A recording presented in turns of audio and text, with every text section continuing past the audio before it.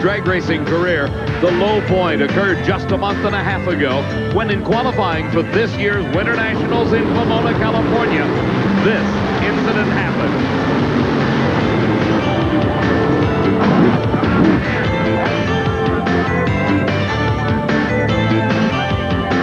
Miraculously, the Texan walked away from this horrifying crash, suffering only minor cuts and bruises.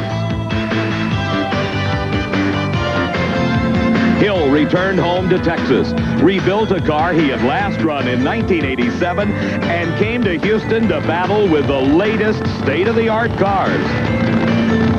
Hill's talent prevailed as he wheeled the short wheelbase car to an all-time record speed of 291.82 miles an hour. That speed, coupled with his 4.93-second elapsed time in the finals of last year's Super Nationals, makes him the quickest and fastest driver in the sport.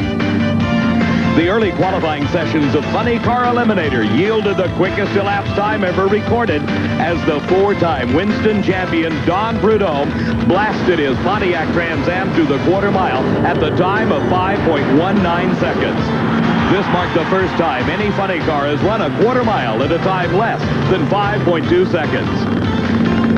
There's a great day of racing on tap today. This is the second weekend of the Fram Super Nationals. The first fell to record-shattering cold weather, forcing the postponement. For more on today's excitement, here's my good friend, Steve Evans.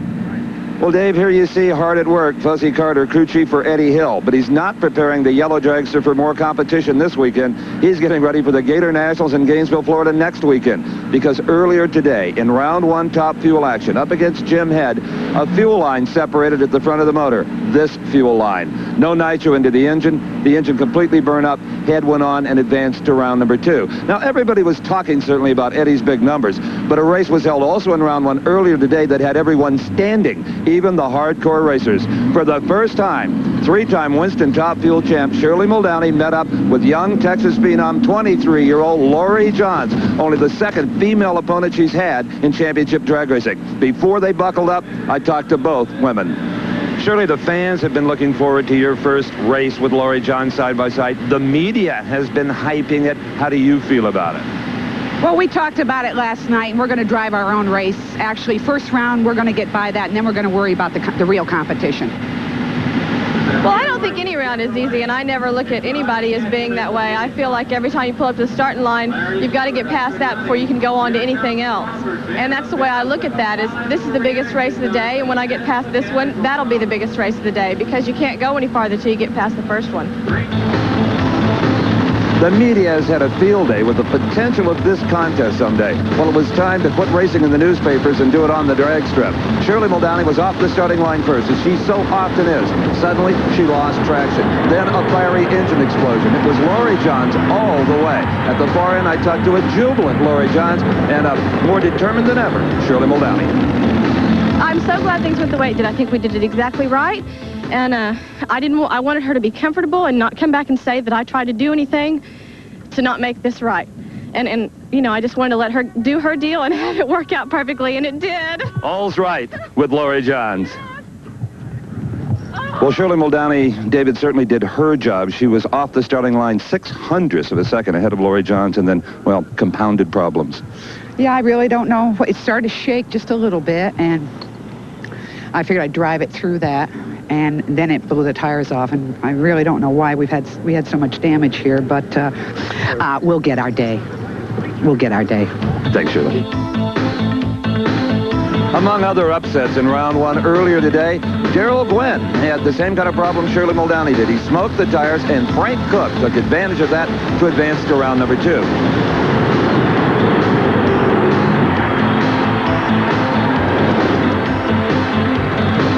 In Funny Car, your big upset had to be John Force, always a crowd favorite. He was off the mark first against Tom Hoover, but Hoover outran him.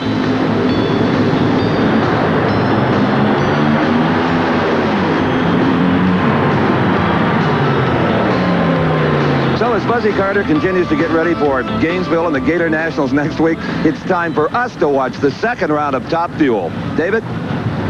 Steve, kicking off action in round number 2 is the surprising Rudy Topke from Dardanelle, Arkansas. Surprising because he qualified with a 5.05 second elapsed time. In a tune and test day prior to final eliminations, Rudy Topke ran a 5.00 second elapsed time. Alongside of him is the longtime racer out of the Dallas, Texas area, Frank Cook. Frank also a bit of a surprise. He qualified that Gunite Express car in the 5.050 range. And those times have become practically commonplace. Topke with his 5.05, that was good for number 6 qualifying spot. He beat Mike Brotherton in round number 1. We saw Frank Cook upset Darrell Gwynn in the first round of competition. His 5.09 qualifying time put him in the number 10 spot. As both drivers approach the starting line, they are now concentrating on that electronic starting device. Down track just a few feet. It's known as the Christmas tree. As they get properly set on the racetrack, starter Buster Couch throws the switch, a green light comes on, and Rudy Topke goes up in smoke. Frank Cook with a good run, 5.07 second elapsed time, his speed over 273 miles an hour, and the surprising Frank Cook into the semifinals of the Fram Supernationals. Back on the starting line, our next pair fired and ready to go. Here is the reigning Winston champion, Joe Amato, in the far lane. He will race Jim Head.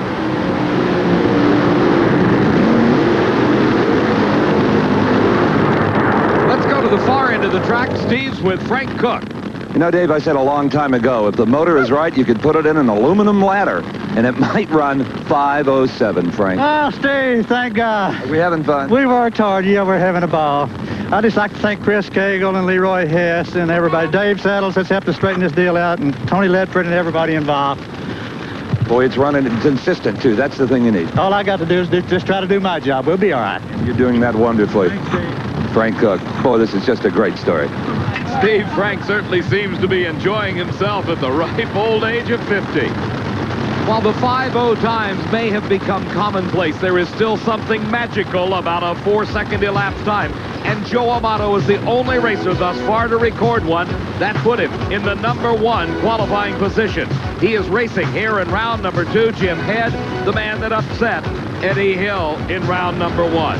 Head's car has yet to be painted. That is unpainted magnesium with a treatment on it to keep it from oxidizing. Joe Amato had lots of work between rounds. He broke the engine that he called Thunder in that first round race. This is a new engine, somewhat untested. It may be a question mark. Up close racing by a car length. Joe Amato defeats Jim Head. His elapsed time, 5.09 seconds at over 281 miles an hour. As we watch again, you can see there was practically no advantage given to either driver off the starting line. Head in the near lane, Amato in the far lane, even at this point. And then Joe Amato and his new engine performing perfectly took the win. Well, after all the tire smoke we saw in round number 1, every time you go to the starting line, there's a big question mark in your mind as to whether the car is going to stick. And Joe Amato, this car stuck beautifully to a 5.09. Well, Steve, it's still better than an 11 we ran last time, but the track is treacherous. You know, you're trying to give it enough horsepower to get down the track, but not smoke the tires, you know. And the cars are all running so close. This is anybody's race. The 1989 NHRA Fram Supernationals is being the funny car pit area of Don Prudhomme, a new engine being installed in the Pontiac Trans Am. You remember, you saw him run the 5.19 in qualifying. Well, he has not come close to that since, and he hurt the engine in the first round race. He'll be ready for round number 2 of funny car action coming up later. Right now, it is Top Fuel Eliminator and Gary Ormsby, the man that won the Winter Nationals just a month and a half ago, racing the surprising Laurie Johns and the Jolly Rancher Candy Special out of Corpus Christi, Texas. This Top Fuel car, the latest in a series of rides for the young lady. She started her career in sportsman competition, working up to the Top Fuel ranks. While the 5-0s may have become commonplace here, they have not for Gary Ormsby, the Winter Nationals champion. The best he's been able to run, a 5:11.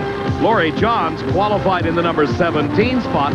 She was placed in the program when Robert Reel was unable to return for the second weekend of competition. The race delayed 1 week because of the unseasonably cold weather that struck the Houston area on the original weekend. Ormsby in the far lane, Lori Johns in the near lane. Ormsby with a huge advantage at the start. And he outran Lori Johns down the quarter mile of 5:11. Very consistent. That was the same time he turned in round number 1 when he defeated Richard Holcomb. Lori Johns had a 5:13 on this run, but the victory went to Gary Ormsby with his sharp driving skills right at the start. He had nearly a car length lead at the halfway mark, and as they neared the finish line, he extended that even further. We all know it's against NHRA rules to have a computer-driven or computer-controlled automobile, but the consistency of Gary Ormsby, well, it's computer-like, Gary. A great job of 5:11. Thank you. Actually, I think everybody just kind of went down. We're running what we run all through qualifying, so, but that's exactly right. We ran a 5:11 last time. We was hoping it'd run a little better this time. And just as like Pomona, a tremendous hole shot, another great reaction time. This car, it moves when you tell it to. It sure does, Steve. When you step on the throttle, it reacts. Some cars do not. No, they don't. I had one of those. And got rid of it quick. Gary Ormsby verifying what a lot of racers feel, that their cars have personalities just like people. Out on the racetrack, the final pair of round number 2 top fuel competition. This is Connie Coletta. He is the speed record holder in NHRA competition at over 291 miles an hour. He hails from Ypsilanti, Michigan. His competition is the operator of the drag racing school in Gainesville, Florida, Frank Hawley, 2-time Winston champion at the wheel of the Chi-Town Hustler funny car. Now he is comfortably seated in the cockpit of Larry Minor's Miller Highlight Special. Coletta in the far lane. And Coletta instantly goes up in smoke when the tree flashes green. Hawley crosses the finish line with a subpar 5:38, indicating engine problems on that race car. What a break, though, for Hawley. As the Coletta Flying Services car lost traction at the start, he was no competition. That sets up the semifinal race between Joe Amato and Frank Hawley. Amato, with a quicker elapsed time, has the lane choice. Frank Cook races Gary Ormsby. Cook having his choice of lanes in the semifinals. I would suspect that the crew for Frank Hawley's race car has got lots of work ahead of them to get that car ready. With the kind of luck Frank Hawley is enjoying, Dave, I don't think I want to get into any kind of gambling game with him. In the 5:30s, another big break.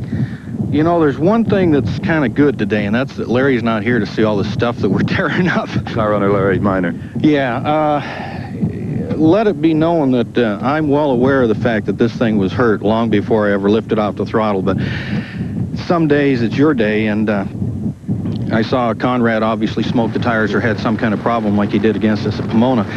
But the only thing I'm afraid of is we want to win the World Championship this year, and I don't want to use up every bit of luck I've got in one weekend. Well, Steve, we'll see if that luck holds up for Frank Hawley. Now on the starting line, it is time for the first race of round number 2 competition in Funny Car Eliminator. Here is the 4-time Winston champion, the Budweiser King, Kenny Bernstein. Against Bernstein in this second round race is the surprising Art Hendy.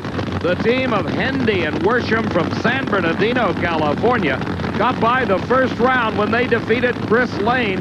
That's the Sutherland family's entry. And Hendy, now in round number 2, has got to race the toughest of them all. Only the second man in the history of the sport to win 4 consecutive Winston titles. Don Prudhomme did it first back in the mid-70s, and now Kenny Bernstein has been the driver of the 80s. Kenny gives a great deal of credit to that man, his crew chief Dale Armstrong. Bernstein qualified with a 5.30 second elapsed time, good for number 4. Art Hendy had a 5.37 second time. That was good for the number 8 spot. Hendy, like so many other racers, Joe Amato and Darrell Gwynn included, had a successful career in alcohol competition before making the switch to the professional categories. Bernstein in the near lane. Both cars have problems. They slow. pulls ahead and pulls off the upset. It is Art Hendy with a very slow but winning 6.78 second elapsed time as Bernstein apparently falls victim to mechanical problems. We'll be right back with more funny car action at the Fram Supernationals. It's a warm day here at Houston Raceway Park near Baytown, Texas, and the Fram Supernationals as the crew for Frank Cook, Top Fuel dragster, gets that car ready to race against Gary Ormsby. That Top Fuel action will be coming up in just a few minutes. Right now on the track, it is the continuation of round 2 of funny car racing. Ed McCulloch against Mark Oswald. A new national record has already been established in qualifying by Mark Oswald at the wheel of the Candies in Hughes' car. He set the elapsed time record and backed it up within the required 1% at 5.29 seconds elapsed time. McCulloch qualified in the number 7 spot at a 5.34 second time for his Miller High Life Oldsmobile. You may ask with good reason why Don Prudhomme with a 5.19 second elapsed time in the number 1 qualifying spot does not hold the new national record. The reason? He has yet to back it up within the required 1% at the same event. Oswald pulls ahead of McCulloch at the start. A close race at the finish line. Oswald 5.33 seconds elapsed time, a losing 5.40. Both racers over 270 miles an hour. As we watch again in slow motion, you can see both drivers leave the starting line with almost identical reaction time. Oswald in the Ford Probe in the near lane pulled ahead by nearly a half a car length at the middle of the course. McCulloch fell back a few feet further, and by a car length, Oswald won the race. Mark Oswald, a hard-fought victory, goes now to the semifinals of 5 in the 530s. Thank you, Steve. We were a little worried out there. I got towards the center line about 300 feet out and was spinning the tires, and I got it back over in the center and fortunately hung on to the win. Did you just steer it, or did you have to get off the pedal at the same time? No, I just steered it over. I just stayed on it and steered it over. While the racetrack may only be a quarter of a mile long, a lot of action can take place for the driver at the wheel of one of these 4,000 horsepower funny cars. This is Bruce Larson, the man that upset Kenny Bernstein in the final round of the recent Winter Nationals, the season opening event. Larson qualified here at the Super Nationals in the number 5 spot with a 5.30 to race here in round 2 against the quickest of them all, Don Prudhomme, who's had a 5.19 but has yet to get close to it in subsequent runs. Under the watchful eye of starter Buster Couch, Don Prudhomme pulls the Skoal Bandit Pontiac into the staging beam. Bruce Larson has the choice of lanes, and it may have paid off as Prudhomme goes up in smoke. Larson through the quarter mile, the quickest time of eliminations, and a new national record for Bruce Larson, 5.27 seconds. His earlier time serve as the 1% backup for Bruce Larson, the new national record holder for elapsed time. Our next pair, the engines fired and running, are pulling into the water area where they start the burnout procedure. Scott Coletta, the second half of the Coletta Flying Services team. You saw his dad earlier, Connie, who drives the Top Fuel dragster. Here's Tom Hoover at the wheel of the Champion Auto Store's Pontiac Trans Am. It was just one round of racing ago that Hoover pulled off the big upset of that round when he defeated John Force. At the far end, Steve is with Bruce Larson. May I introduce to you the new NHRA national record holder for elapsed time. Wow. 5:27. Oh, that's great. Thanks a lot for being the guy to tell me. You betcha. My pleasure. You already had the backup run from qualifying. 200 bonus Winston points. Wow. Oh, it feels good. We've been having some problems with burning pistons at the end of the runs, and I finally decided to just run it the whole way through. So many people looking at the racetrack and the tire smoke have been conservative. Not your truth. No. We knew where we were from that time run we got yesterday. Here come my guys. Well, they get a lot of the credit. The quickest crew in all of drag racing. After more than 20 years in this sport, it's an incredible start of the new season for Bruce Larson. The Winter Nationals win, and now a new national record. Scott Coletta backing up into the tracks left by those tires on the long, smoky burnout. It is rubber against rubber as Coletta pulls to the line. He qualified number 6 with a 5.32 second elapsed time. Hoover, the number 10 qualifier, had a 5:43, but that was quickly exceeded by his fine 5:36 in the first round.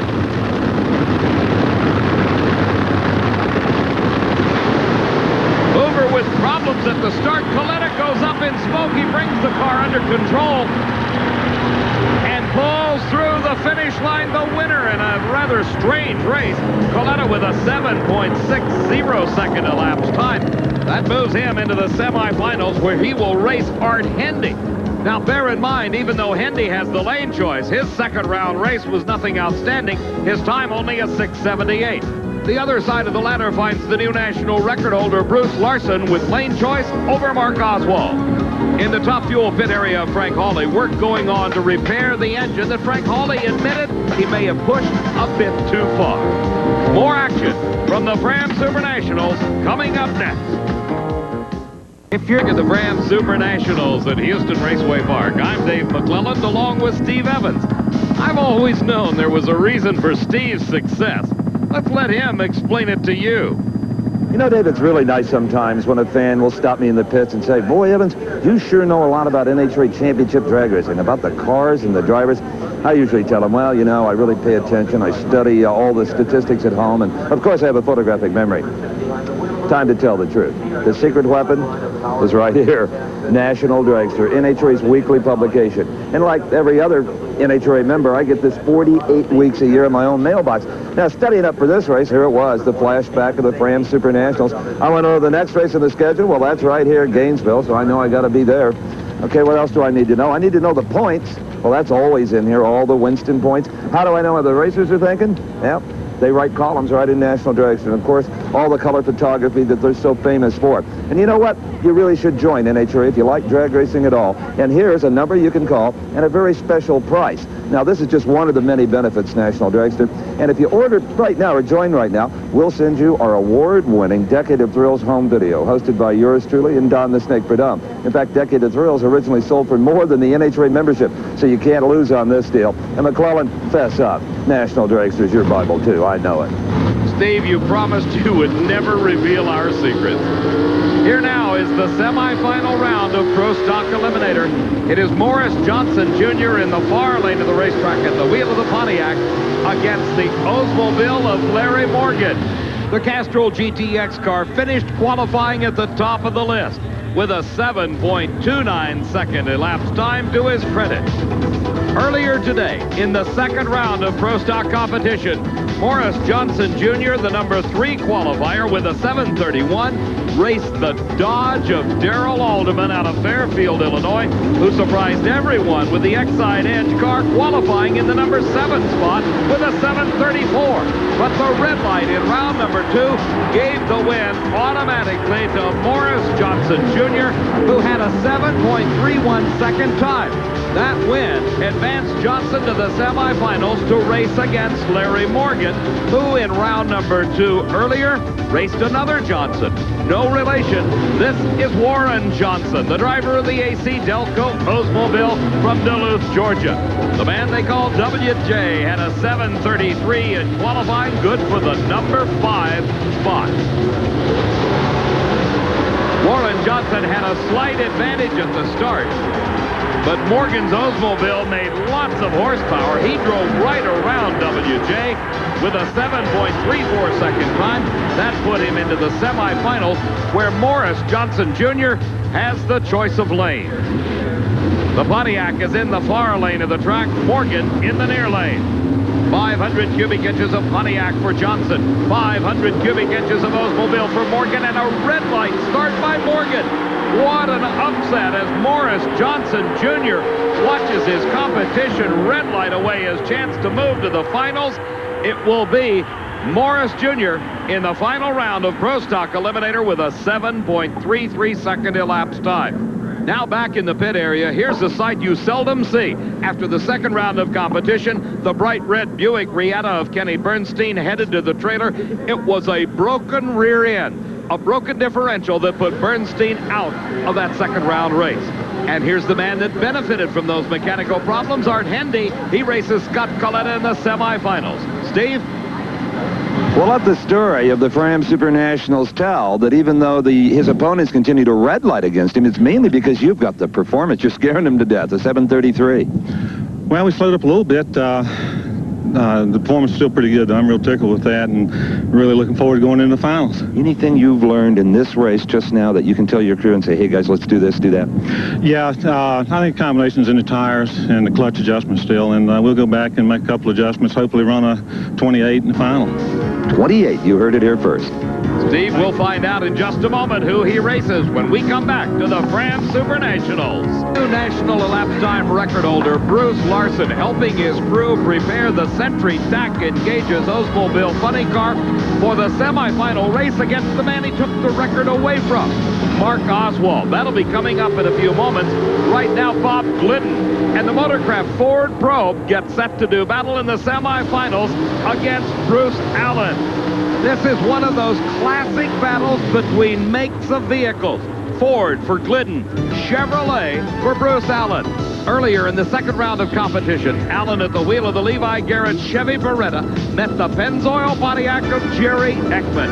Allen qualified with a 7.32 second elapsed time for number 4. Ekman, number 16 qualifier, at a 7:37. Allen had a great start off the line, but Ekman made a race out of it. It was a 7.30 second ET for Allen, a 7:32 for Ekman. That put Allen into the semifinals against this man, Bob Glidden of Whiteland, Indiana. Earlier, Glidden in the second round raced the AC Delco Pontiac of Butch Leal. Always highly regarded for his starting line ability, Leal proved it in this race against Glidden, who was carrying our onboard camera in this second round race. Leal in the far lane got 0.25 of a second advantage off the start, but as Glidden pulled the levers down that quarter mile, his Ford pulled ahead. He recorded a 7.31 second elapsed time and moved into the semifinals against Bruce Allen. Once again, Glidden is carrying our onboard cameras for this all-important race against Bruce Allen. The Chevrolet of Allen pulls forward into the staging beam. Look through the window netting on Glidden's Ford. You can see the Chevy Beretta of Bruce Allen. What a close race. At the end of the quarter mile, Bob Glidden in one of the quickest side-by-side races ever recorded in Pro Stock. 7.26 second elapsed time for Glidden, a 7:29 for Bruce Allen. As we watch again, Glidden had 1/100th of a second advantage at the start. As they neared the middle of the course, it was still a fairly even race. But gradually, Glidden and the Ford began to pull ahead until at the finish line by nearly a car length, Bob Glidden had defeated Bruce Allen and advanced into the final round of the Fram Supernationals to race Morris Johnson Jr. Glidden, by virtue of his quicker elapsed time, has the choice of lanes. Bob Glidden, you love history. You were just part of the quickest side-by-side Pro Stock race in history. You've reset your own national record at 7:26. You're going to the final round. That's all the good news I have. That's enough good news, Steve. You know, Well, you got lane choice. we were concerned about Bruce. Bruce's driving, as I said earlier, has been excellent. He's had a little bit of an edge on us all day. We made some guesses. The boys thought we should make some changes. We did, and apparently they proved out to be right for us. The aerodynamically enhanced TRW special of Joe Amato coming up next at the Fram Supernationals. And the Fram Supernationals were set for the semifinal round of Top Fuel Eliminator. It is Joe Amato, the #1 qualifier, the only driver to reach the magic 4-second bracket at this race thus far against Frank Hawley. The huge crowd on hand here at Houston Raceway Park knows the amount of work put in by the crew on Frank Hawley's car, and they apparently have those motor problems solved. Amato and his crew chief, Tim Richards, always trying something new. The latest, those side pods in front of the rear wheels.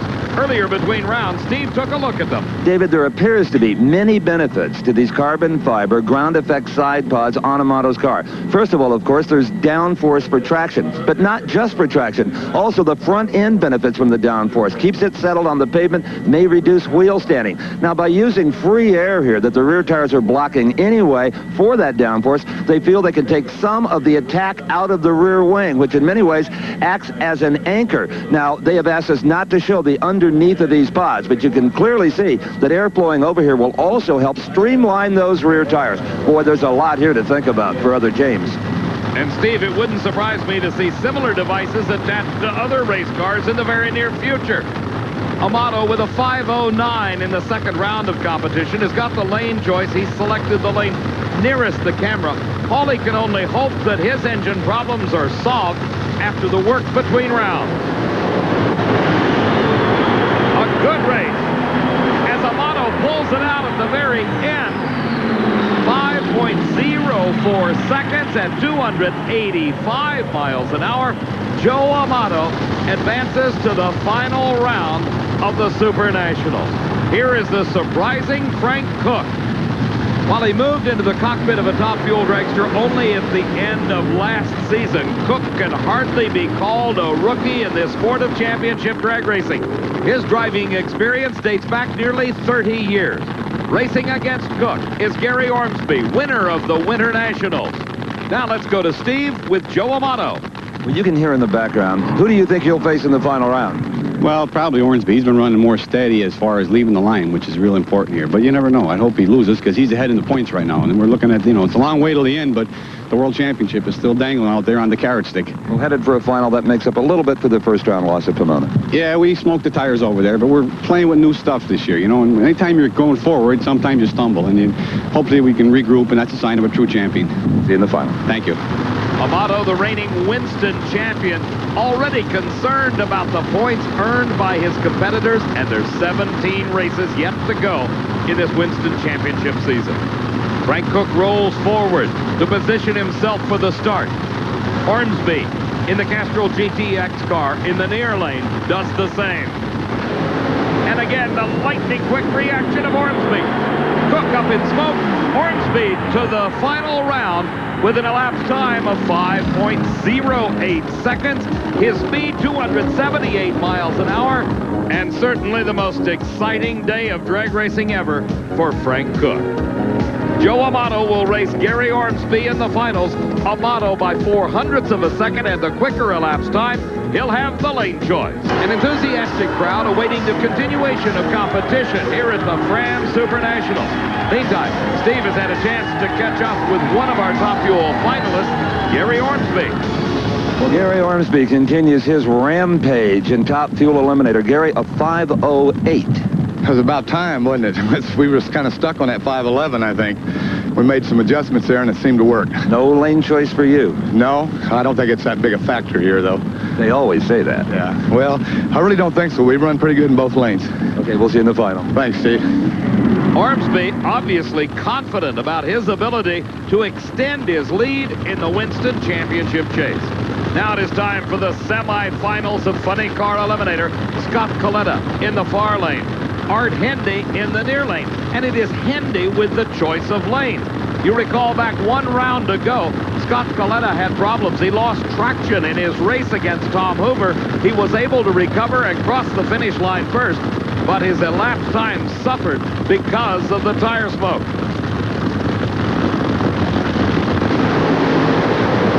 Hendy this time smokes the tires. Coletta with problems.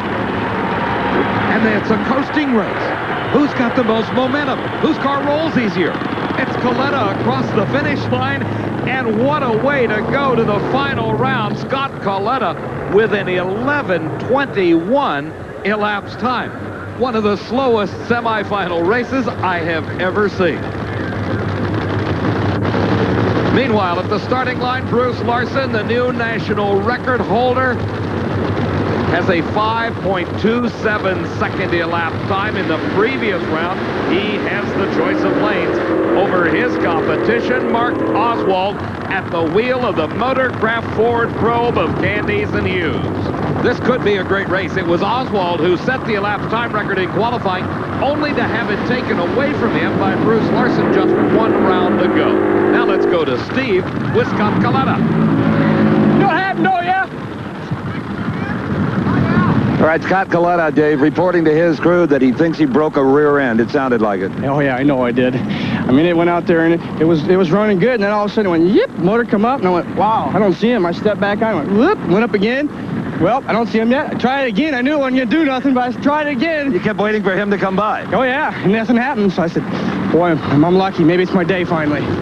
The 25-year-old Scott Coletta has yet to win an NHRA national event. He will race one of these two drivers, either Mark Oswald in the far lane or Bruce Larson in the near lane. Looking on behind Larson is his teammate, Joe Amato, who's already in the finals, and Oswald up in smoke. Bruce Larson goes into the final round for the second race in a row. Larson's time, 5.33 seconds. His speed, only 244 miles an hour, as he will be facing Scott Coletta and having the choice of lanes in the finals of Funny Car Eliminator. Meanwhile, in the Top Fuel pit area, under the very capable direction of crew chief Lee Beard, it's all business as they prepare Gary Ormsby's car to race Joe Amato in the Top Fuel final. Steve? Well, just like Gary Ormsby, Bruce Larson goes into his second consecutive final round. Those are sweet-sounding words. Oh, it feels real good. What do you think the car ran? Well, I shut it off a little early because it seemed to lay down, so I'd say it probably ran about a 29, something like that. Close, 5:33. 5:33, okay. You've got lane choice. Right, we're real pleased. You got all the cards from where I stand. It's never over till it's over, but we think we know where we are. Boy, in this sport, how true that is. Bruce Larson, boy, he's amassing those Winston points, Dave. And Steve, he's got a smile on his face as he heads to the finals of the Fram Supernationals. Earlier, Steve took a look at a very special entry. Throughout this Fram Supernationals, fans have been treated to some tremendous racing among over 600 cars in the NHRA Sportsman categories. Now, one car that has attracted a lot of attention is this beautiful Oldsmobile-powered A Altered. It is being fielded by a Swedish team led by Michael Malmgren. 5 Swedes came over here. They brought their own engine, their own transmission, even their own painter to apply these beautiful colors. Now, they figured they could build a car in the States for what it would cost to ship their car from Sweden. So that they have done. And they're only running this one race. They're out of money and headed home, taking the car with them to over 8 different racetracks throughout Sweden, Finland, and Germany. Drag racing very, very popular all over the world these days. Now, for how Michael did with the Swedish team and for the results of all the sportsman categories, here again is Dave McClellan. Well, Steve Evans, Michael and the Swedes were beaten in the second round by the eventual winner and competition eliminator, John Polk. You're looking at Raymond Martin's 4-cylinder powered dragster. Polk is in the opposite lane. The race decided in the starting line area as Raymond Martin red-lighted John Polk the champion. Jim Boudreau was the Super Stock winner. James Cairo winning his first ever Stock Eliminator title. Dave Billingsley, the champion in Super Gas. Charles Bubba Scott winning Super Comp. And Pizza John Mafaro, the Pro Stock Motorcycle champ. Jay Payne won Top Alcohol Dragster, and it was a very special moment in Top Alcohol Funny Car. Brad Anderson in the near lane. Don Gay was in the far lane. The young Gay appeared to have a slight advantage at that point, but it was Brad Anderson in the finals. 6 flat, the quickest time ever by an alcohol funny car. And our congratulations go to all the sportsman champions at the Fram Supernationals. Time now for the finals in Pro Stock Eliminator. Once again, we are riding with Bob Glidden as he faces the Pontiac of Morris Johnson Jr. Glidden, with the choice of lanes, has taken the lane nearest the camera. But as you heard Gary Ormsby explain, he feels the lanes are practically equal. Glidden rolls forward. He's set. Glidden pulling the levers on the planetary-type transmission and pulls ahead with the quickest elapsed time ever by a Pro Stock. 7.25 seconds and a new national record at over 190 miles an hour.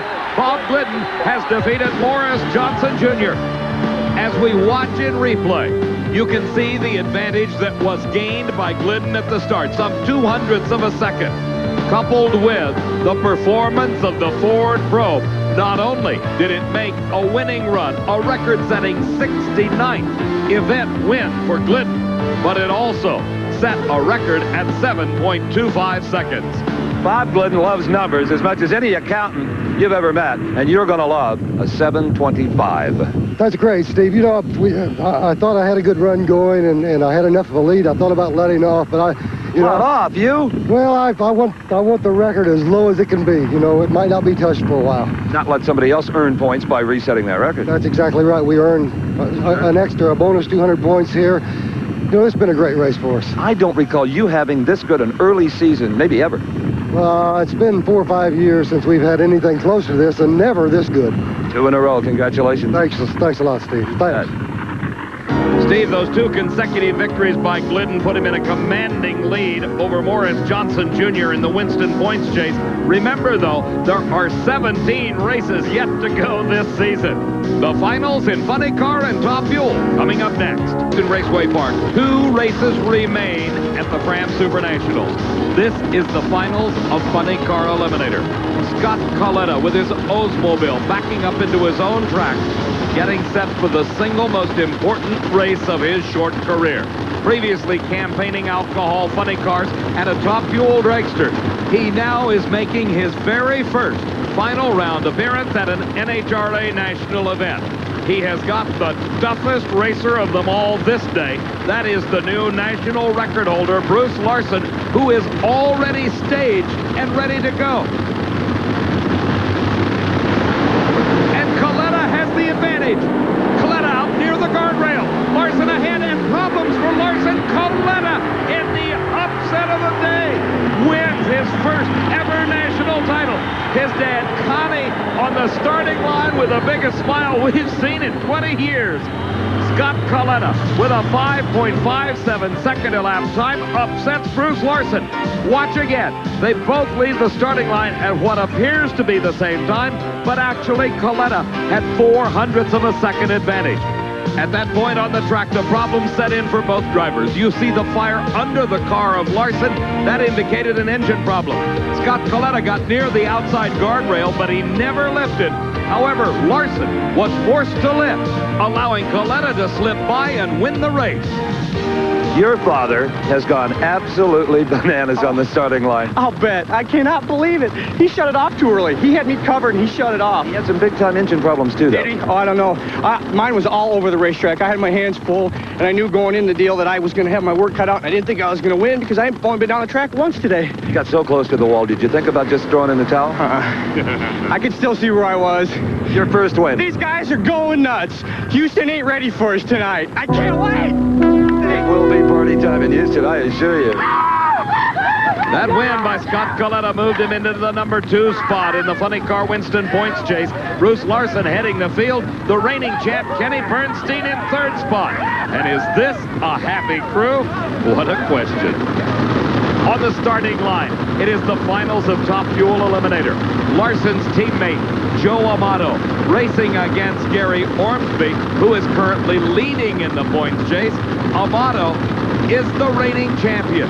Based on their performances in the semifinals, Amato has a slight advantage, only 0.04 of a second. He ran a 5.04 compared to Gary Ormsby's 5.08. The final staging procedures. A good start, and it's Ormsby with an incredible start. And Ormsby wins his 2nd race in a row, 5.09 seconds to a quicker 5.03 for Joe Amato. But at the start, Ormsby allowed his car to roll forward. He deep staged, but he still was able to prevent red lighting and left the starting line ahead of Amato. You saw the header flames as they came up, first for Ormsby, then for Amato. And at the finish line, that was the margin of victory. We talked 2 weeks ago in Pomona. We have talked here at the end of Houston Raceway Park about Gary Ormsby, his incredible reaction times, the way this car reacts. You have won the Fram Supernationals 5.09 to a 5.03. Oh, I love it. I like to win. I don't care how I do it, but it's great. Were you concerned when it appeared to have overstaged? No, no, I didn't know it did it?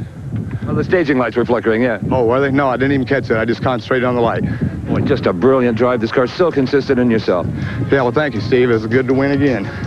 Indeed, I can't recall in a long time Winter Nationals winners enjoying such success at the second race in the season as Gary Ormsby and Bob Glidden have here. And Steve, those back-to-back victories for Gary Ormsby did the same for him in Top Fuel as they did for Bob Glidden in Pro Stock. Ormsby with a commanding lead over Joe Amato in the Winston Points Chase. For Steve Evans, I'm Dave McClellan saying so long from Houston Raceway Park. The 1989 NHRA Fram Supernationals has been brought to you by Fram Bendix Autolite, all quality parts of Allied Automotive, and by Quaker State Motor Oil.